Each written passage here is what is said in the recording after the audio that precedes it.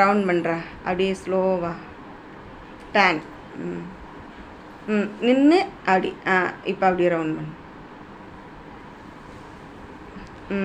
அம்மா பாரு. ஹாய்.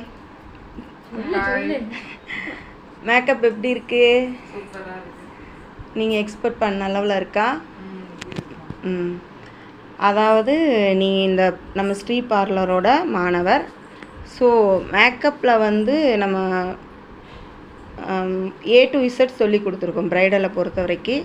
இதில் ப்ராடக்ட் நாலேஜுமே அப்பப்போ உங்களுக்கு வந்து நம்ம வாட்ஸ்அப்பில் அப்டேட் பண்ணிக்கிட்டே இருக்கிறோம்.